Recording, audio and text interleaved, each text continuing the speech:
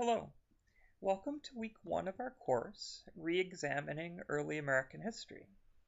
In this week, we will be exploring Native American history and the early history of the British North American colonies, focusing specifically on colonial Virginia and colonial New England.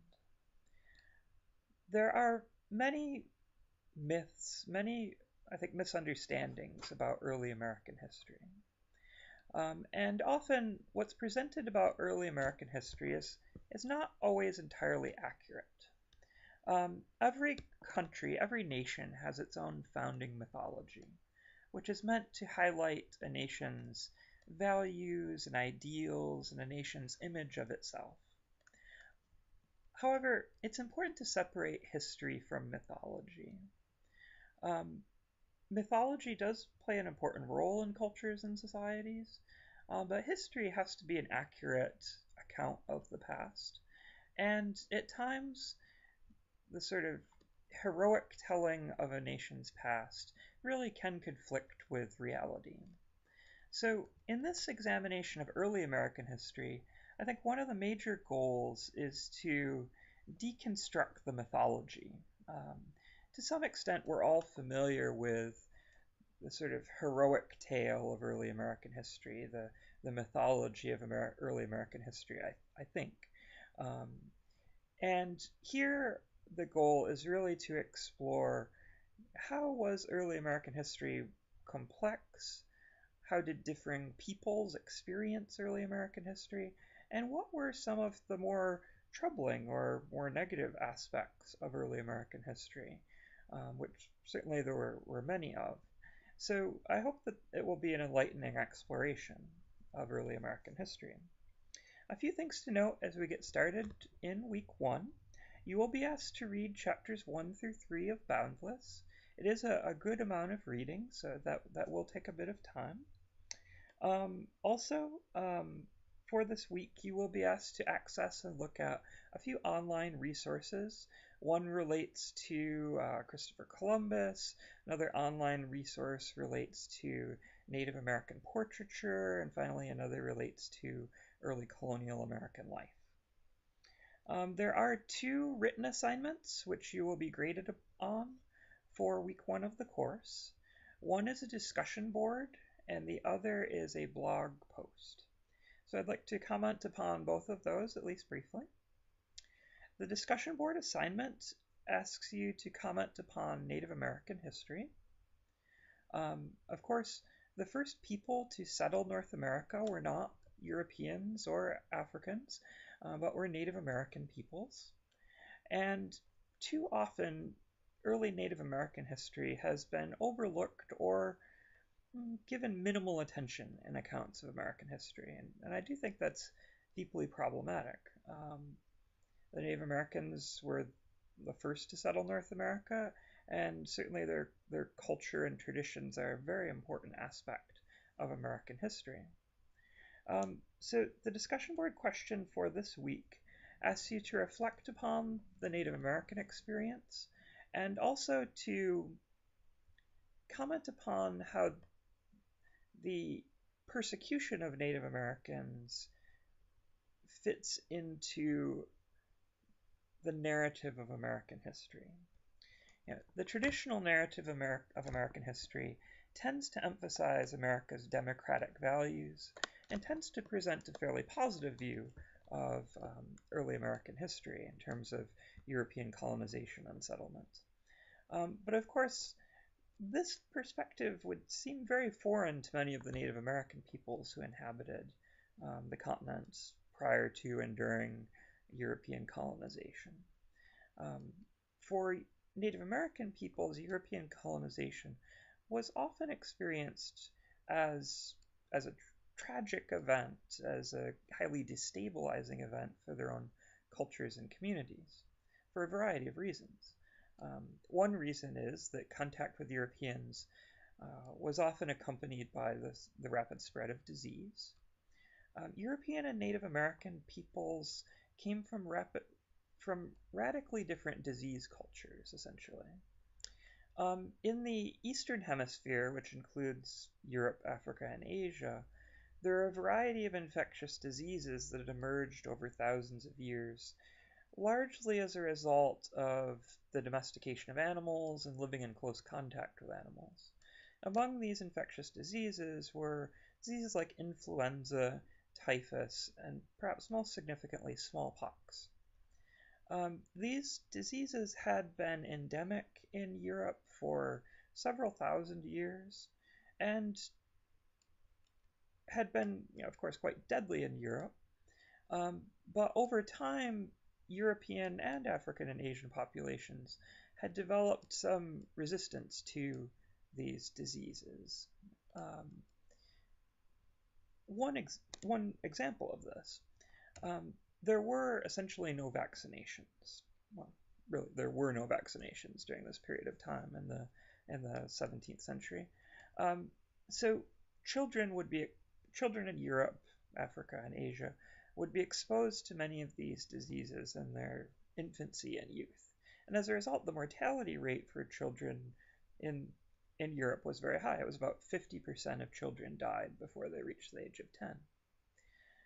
What that meant, though, was that by the time you had adult Europeans traveling to the Americas, many of them had already contracted and survived many of these diseases like smallpox and had developed either resistance or immunity to the diseases.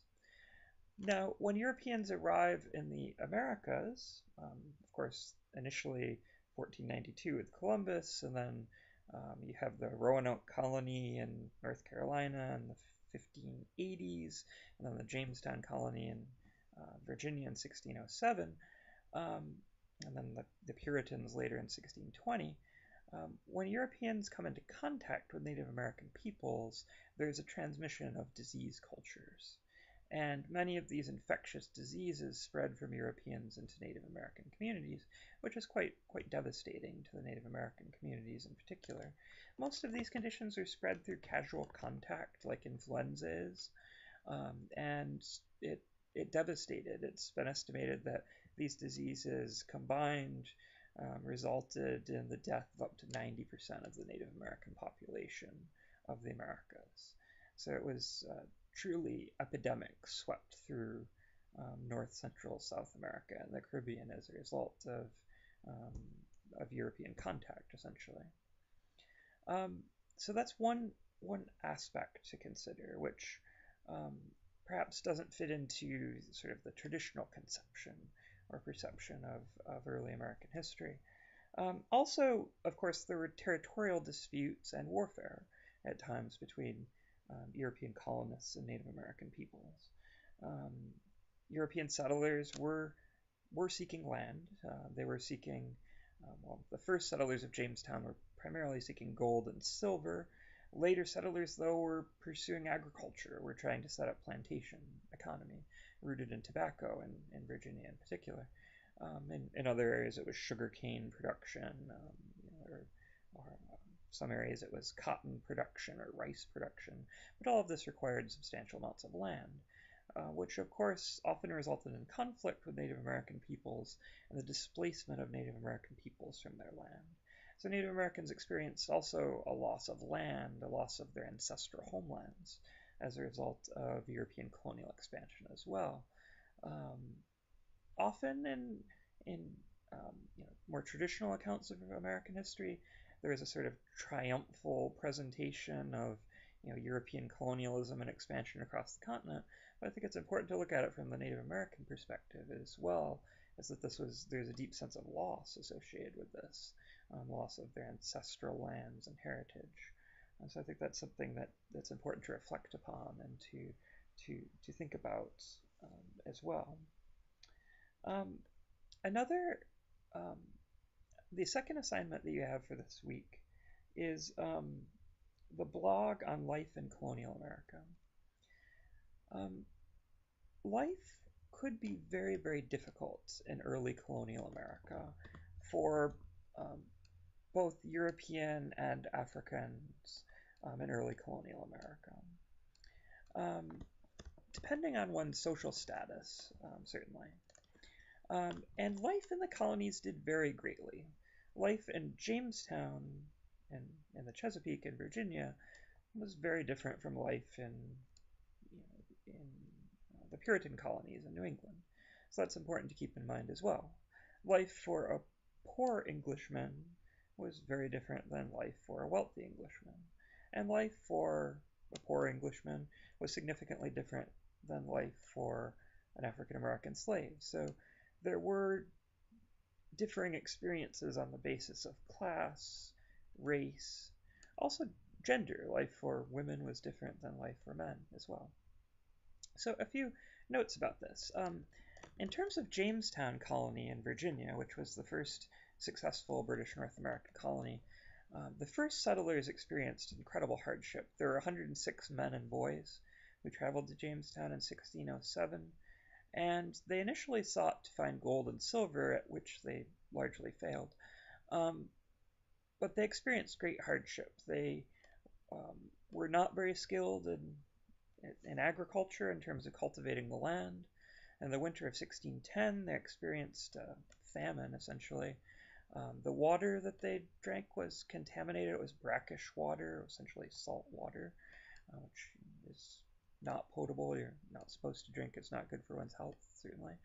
And during the starving time, approximately half of the settlers of Jamestown died, and they actually had to resort to cannibalism to survive. So it was quite a harsh environment. And even as you get into the 1620s, when the settlement of Jamestown becomes a bit more stable, and you have tobacco farms and plantations established, life remains difficult, at least for certain segments of the population. A lot of people came to the Jamestown colony as indentured servants. These were largely poor people from England or the British Isles initially. They were typically coming from deeply impoverished background. Being impoverished in England was a very harsh reality. People who were poor were treated like criminals and were thrown into prisons. So there were a lot of people in England who were poor who were desperate to escape. And they were willing to sign contracts to work between 4 and 7 years for a quote-unquote master in colonial Virginia. They referred to the person that they worked for as their master. They had to work for anywhere from 4 to 7 years for their master, who paid for their transport to colonial Virginia. And life could be quite brutal. Indentured servants essentially had no rights. An indentured servant could not marry without their master's permission. Masters rarely granted permission for their servants to marry. It was a violation of their contract for an indentured servant to become pregnant. So it was literally a contractual violation to become pregnant, which we would view, of course, as a great restriction on one's liberty or freedom. Generally, they received essentially room and board. They didn't really receive any pay for their labor. They often performed hard labor in the fields, or domestic labor within the household, or a combination of the two. It was not uncommon for indentured servants to be beaten by their masters, to be whipped. It was not uncommon for female indentured servants to be sexually assaulted by their masters as well. And there were even instances in which female indentured servants were raped by their masters, became pregnant as a result. Then their masters took them to court and sued them for violating the terms of their contract for becoming pregnant, and then they were forced to add additional years onto their contract, onto their labor for the quote-unquote crime of becoming pregnant. So it was a pretty brutal system for indentured servants in a variety of ways. And there was no guarantee you would even survive to become free. Life expectancy was pretty short in colonial Virginia. Average life expectancy was about 40 years of age. Now that was an average. Some people lived longer, some people lived shorter, but you didn't expect to live a very long time in colonial Virginia.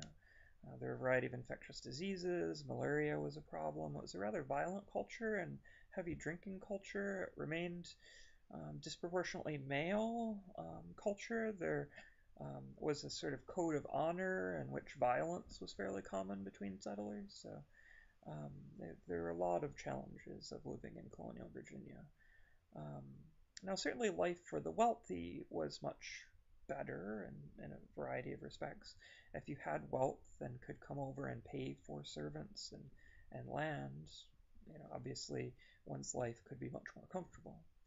Um, African Americans were introduced to the Jamestown colony for the first time in 1619, when a Dutch slave ship arrived in port and 19 African Americans were brought to the colony. Initially, many African Americans were regarded as indentured servants.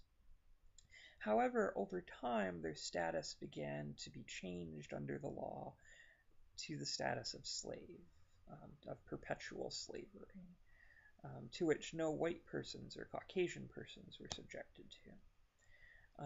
And slavery became a very well entrenched system, certainly by 1670. The majority of, not all, but certainly the majority of African Americans arriving in colonial Virginia by the 1670s were arriving as slaves, forcibly being taken by their will and being sold um, to plantation owners who exploited their labor and their bodies for profits, and were treated quite brutally, with no prospect of ever gaining their freedom. So the sort of in thinking about early American history, I think it's important to reflect upon some of these rather harsh realities of early American history. I think I'll stop at this point, and I look forward to interacting with you on the discussion board, certainly, and I hope that you find this week to be interesting. Thank you.